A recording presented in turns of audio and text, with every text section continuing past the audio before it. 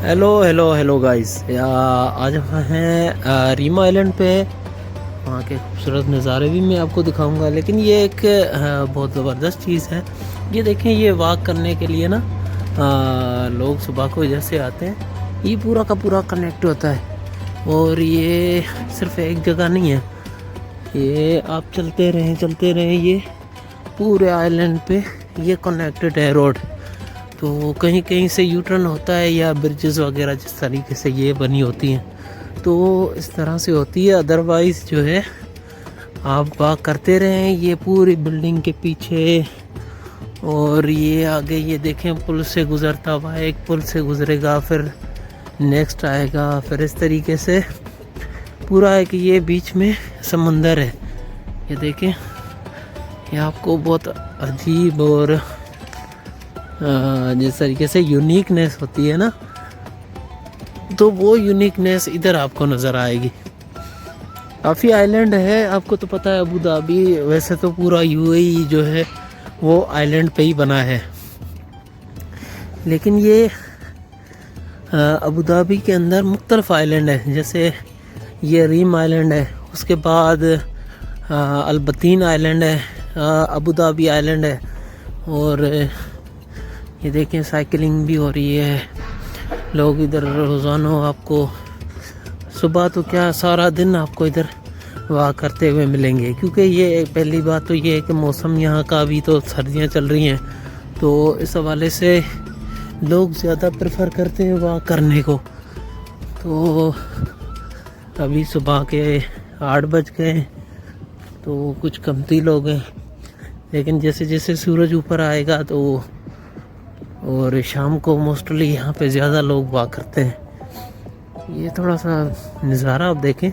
अभी देखें जिस तरीके से मैंने पहले भी पुल क्रॉस की, तो भी ये बीच में से समुंदर है, और आगे भी पुल से आप जाएंगे ना फिर भी आपको यही नज़र आएगा।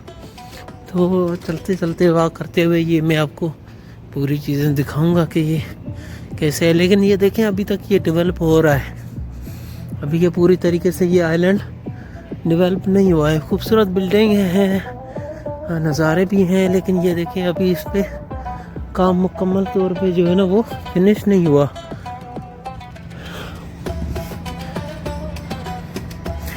लेकिन ये यूनिक है, बहुत यूनिक है, यूनिक चीज़ें हैं, ये आपको देखना चाहिए इधर।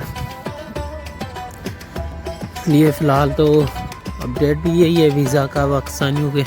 तो कल मैंने एक और बात आपको बताता चाहूँ वीज़ा के हवाले से, ये है कि कल मैंने उससे बात की थी एजेंसी वाले से, तो यहाँ का है, तो उसने मुझे बताया कि पाकिस्तानियों के वीज़ा जो है ना वो, अगर आप, मैंने उसको सिर्फ जो आज़ाद वीज़ा होता है उसके बारे में पूछा, तो वो 10,000 बता रहा था, कह रहा था गारंटी के साथ लग जाएगी।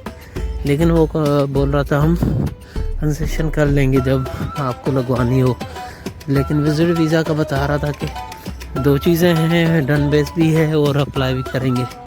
तो मोस्टली अगर आप फैमिली के साथ आ रहे हो तो ये भी तरीका आजकल लोग अपना रहे हैं ना, कि पहले जो है ना वो अपनी वाइफ के साथ आते हैं इधर, यहाँ अगर कोई मैरिड नहीं है तो फिर दूसरा तरीका करके, लेकिन खैर फैमिली के साथ आके इधर फिर वो फैमिली को वापस भेज देते हैं और ख़ुद इधर जॉब सर्च करते हैं। तो ये भी तरीका होता है।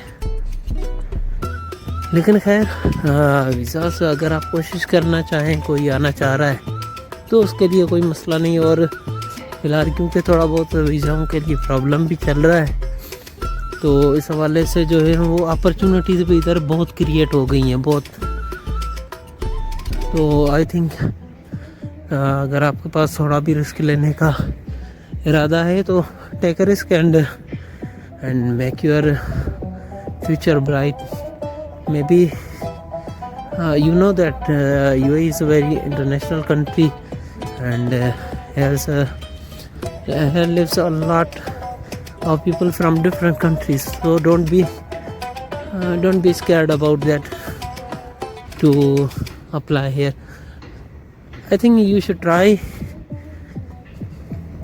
क्योंकि बेस्ट है ना। अगर देखें, अगर आप पाकिस्तान में हैं, यहाँ कहीं पे भी हैं, तो आपको उस तरीके से अवेल आपको नहीं किया जाता है जिस तरीके से अगर आपको यहाँ का यूएई का एक्सपीरियंस है तो वो आपको वर्ल्ड वाइड आपका वो एक्सपीरियंस काउंट होता है। अदरवाइज पाकिस्तान का experience nobody count that one. So I don't think so you should waste your time in Pakistan or just like underdeveloping countries.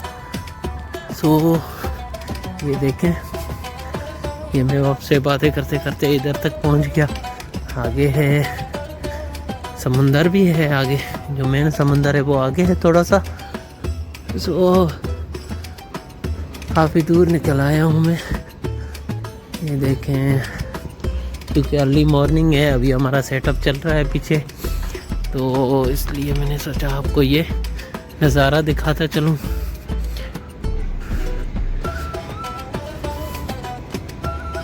अगर आप वॉक को प्रेफर करते हैं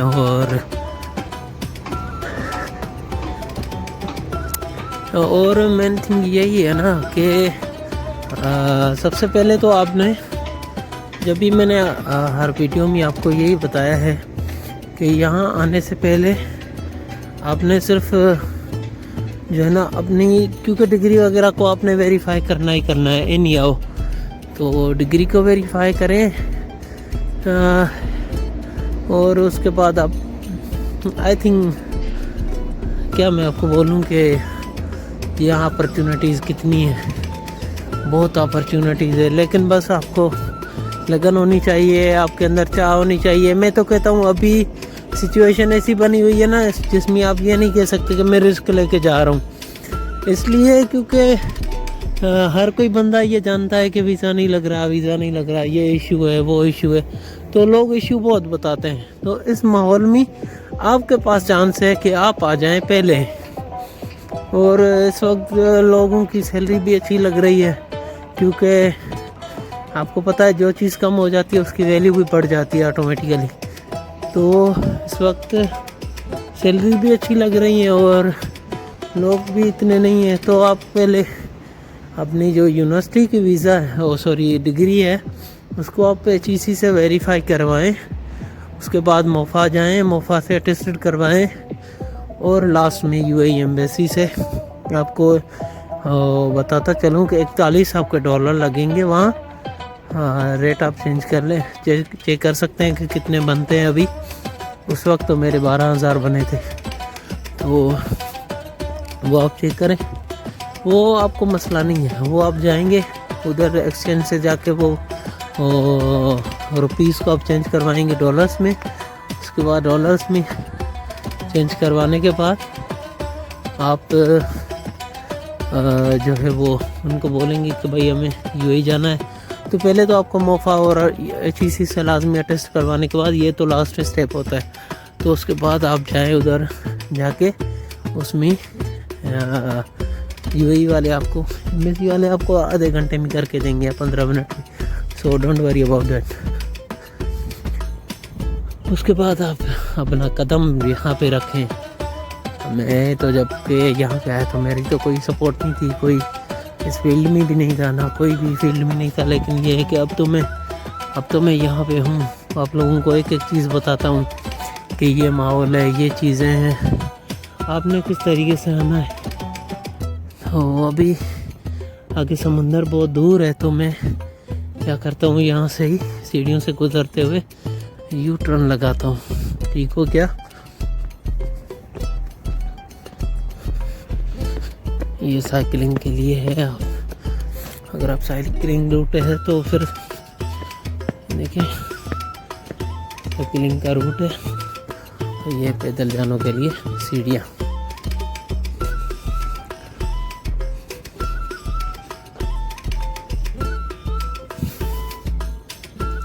ये गेमिंग के लिए कुछ बना हुआ है ऐसे कुछ, और ये है वो पुल जहाँ से गुजर के मैं अभी यू टर्न लगाने वाला हूँ। ऐसे ये जो पानी का जो सिस्टम मैंने आपको दिखाया, ये पूरे आइलैंड को कवर करता है, पूरे आइलैंड को चलते हुए जाएं, करते हुए जाएं, ये ख़त्म नहीं होता है।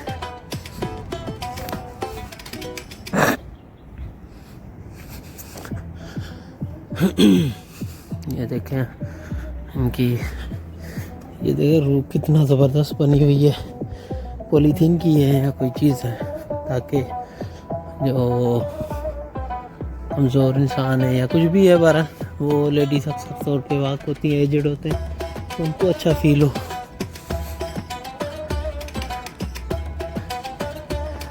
ये जी खूबसूरती